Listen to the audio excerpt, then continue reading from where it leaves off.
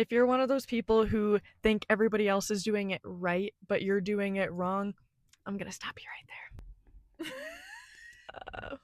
A tractor just drove by and he looked at me really weird, but it's fine.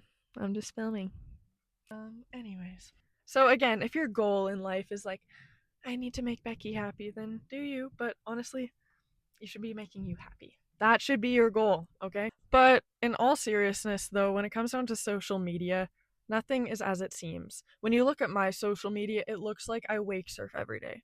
I live in Alberta, Canada. It is snowing and cold for over half the year. I have, sponsors where I post every month of the year, even though I'm not always surfing all the time. So again, I work as a school teacher, and in the summer, I'm grateful that I'm able to surf and coach, but I'm not surfing every day like my social media might portray. And you wouldn't know that unless you had a conversation with me and asked me, because I don't post every single aspect of my life, because my goal is to, meet people through wake surfing and now these kind of videos. So when people get disappointed by how many likes and stuff they get on social media, like, I feel like if a person has a certain amount of followers, they're like prestigious and like worth more and stuff, and that's just how society is.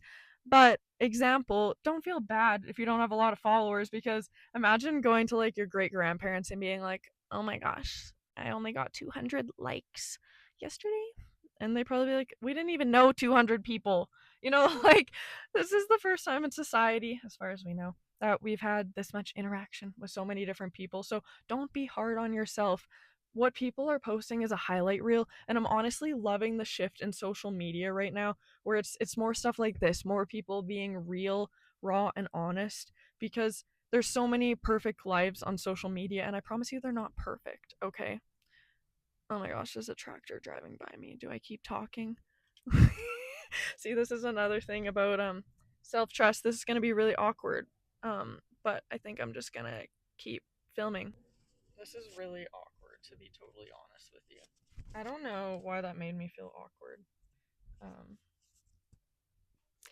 See, why do I get nervous when people are driving by me? I'm literally parked in a place that's okay to be parked, and yeah, I don't know. That's another thing. It's just like being watched when you don't want to be watched. It's like, ugh. Anyways, trying to be the same as everyone else is just exhausting. It really is. Honestly, like, ugh. Just sitting with yourself sometimes is uncomfortable, because a lot of people, including me, I'll go to like check the time and then I end up on Instagram somehow. It's like we can't sit still with our thoughts anymore. And that's why I really love watching YouTubers just talk, because this isn't an instant dopamine scroll what you're watching right now. And if you're still watching, it's amazing, because, it takes a certain kind of self control to stay and watch longer videos now, because we're so used to like dopamina. But basically, my point of this video is, never have we ever, as far as we know, had this much input from people and opinions. I'm gonna pose you this question. What even is the point? Is the point to live your life? You get limited time on earth here for other people, or should you be living it for yourself?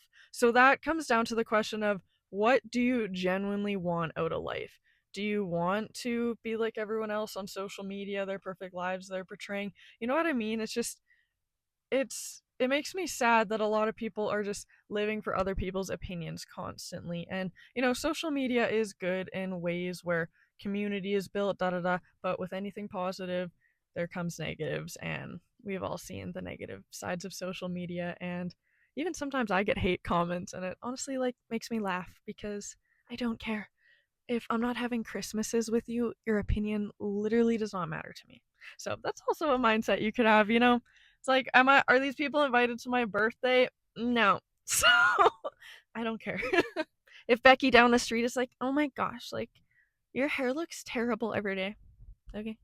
Like, who cares? Is Becky invited to your Christmases, your birthdays, your quinceañeras, your Easters? No. No, she's not. Well, if she is, maybe you need a new friend. I don't know. But yeah.